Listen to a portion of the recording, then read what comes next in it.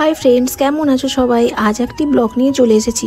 প্রত্যেক দিনের মতো আজও সকাল সকাল ঘুম থেকে উঠে স্নান করে পুজোর কাজ শুরু করে দিয়েছি। তোমাদের আগেও বলেছিলাম পুজোর কাজ করতে অনেক সময় লাগে, তাই পুজোর কাজ সকাল সকাল করে নেওয়াই ভালো। বাড়ির বাগানে একটা ড্রাগন ফল হয়েছিল, তো ওটাই আজকে ঠাকুরকে দিয়ে দেবো। কে তোমরা এর আগে ড্রাগন ফল খেয়েছো কমেন্ট করে অবশ্যই জানিও। আমাদের পুজোর কাজ করতে মোটামুটি 1 ঘন্টা মতো সময় লাগে।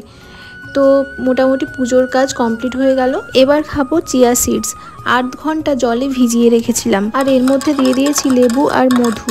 1 গ্লাস জলে ভালো করে গুলে নিয়ে তারপর খেয়ে নিতে হবে। তো আমি তো এটা মোটামুটি সপ্তাহে 3 থেকে 4 দিন খাই।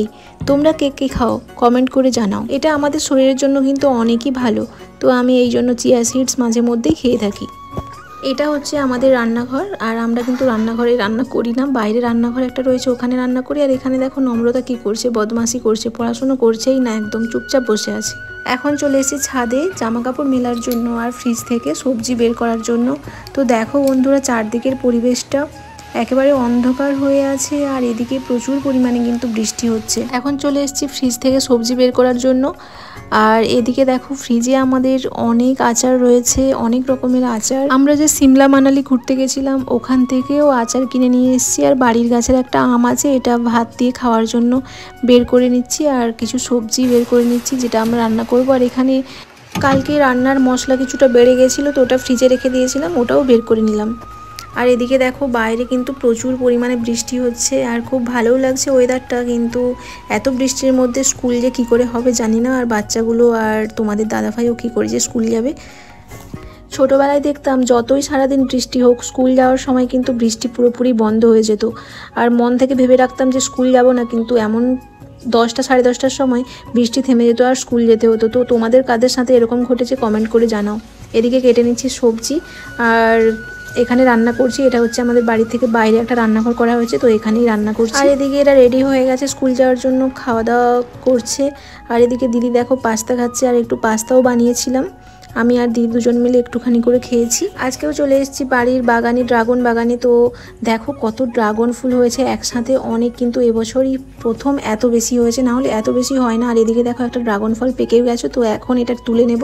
বাড়ির বাগানের ফল একটা হোক বা বেশি, খুবই আনন্দ লাগে তোলার সময়। খাওয়া দাওয়ার পর একটু রেস্ট নিয়েছিলাম, এখন বেরিয়ে পড়েছি একটু ঘুরু ঘুরু করতে, মানে এখন ডেবরা যাচ্ছি।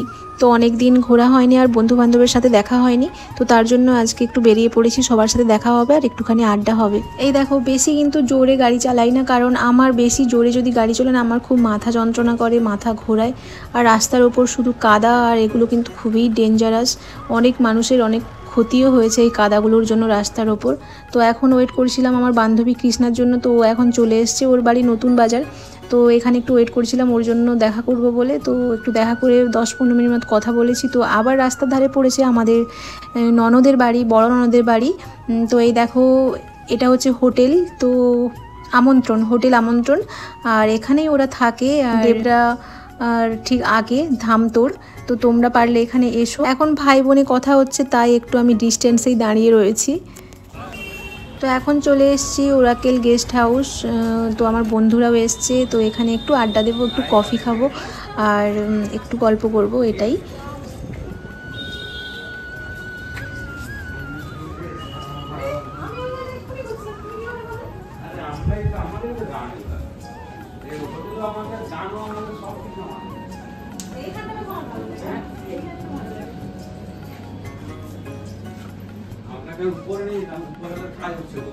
সেই উপরটা খুব সুন্দর, তোমরাও পারলে এখানে এসো, এত সুন্দর ডেকোরেশন কি বলবো। আর খাওয়া দাওয়া কিন্তু অনেক ভালো, আর এখানে রান্নাবান্নাও অনেক কোয়ালিটি ভালো। তো আমরা প্রায় এখানে আসি খাওয়া দাওয়া করতে, একটু আড্ডা দেওয়ার জন্য। তো এখন চলে এসছে কফি আর পকোড়া।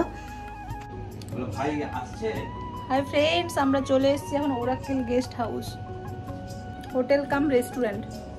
হ্যাঁ, তো এখন আমাদের চলে এসছে এই যে কফি, আপাতত কফি এসছে। ওই হাই করো দেবজ্যোতি, এই হ্যাঁ হাই হাই করো হাই। তো এখানে কিছু সময় আমরা একটু গল্প করলাম, ফটো তুললাম, আর রিলসও 2-1টা বানিয়ে নিয়েছি। তো জানোই তো আমি যেখানে যাই 2-1টা রিলস বানিয়ে ফেলি। তো খাওয়া দাওয়া করে আড্ডা দেওয়ার পর এবার বেরিয়ে পড়েছি এখান থেকে। আর এখন চলে এসেছি এই যে একটা হোমিওপ্যাথি মেডিসিন দোকানে, যেখানে ডক্টর বসে। তো তোমাদের দাদার গলায় একটা কাঁটা লেগে গেছিলো, তো কাঁটাটা ছাড়ছিল না, তার জন্য মেডিসিন নিতে চলে এসেছি। আর পাশেই ছিল জুতো দোকান ভারত শু হাউস, তো এখান থেকে আমি জুতো নিই। তো এখান থেকে আমি নিয়ে নিয়েছি একটা জুতা, নিলাম না। আর এটাও আমার পায়ে খুব একটা খারাপ দেখাচ্ছিল না, তো তার জন্য এটাই লাস্ট পর্যন্ত সিলেক্ট করলাম।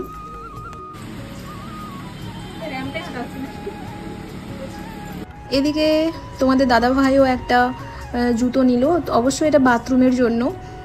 বাথরুমের জুতোটা একটু নষ্ট হয়ে গেছিলো, আর বর্ষায় কিন্তু পুরনো জুতো পরতে ভালো লাগে না বাথরুমে, তার জন্য তো আরেকটা নিয়ে নিলাম। তো দুটো জুতো নিয়ে নিয়েছি। এরপর রাস্তাতে প্রচুর পরিমাণে বৃষ্টি পেয়েছি, আধ ঘন্টা পর্যন্ত ওয়েট করছিলাম, আর একটু হালকা বৃষ্টি কমতে এখন যাচ্ছি বাড়ির দিকে। তো বন্ধুরা, ব্লগটা কেমন লাগলো কমেন্ট করে জানিও, আর এইভাবেই পাশে দেখো, ভালোবাসা দিও। তো সবাইকে অনেক অনেক ভালোবাসা রইলো, সবাই ভালো থেকো, বাই।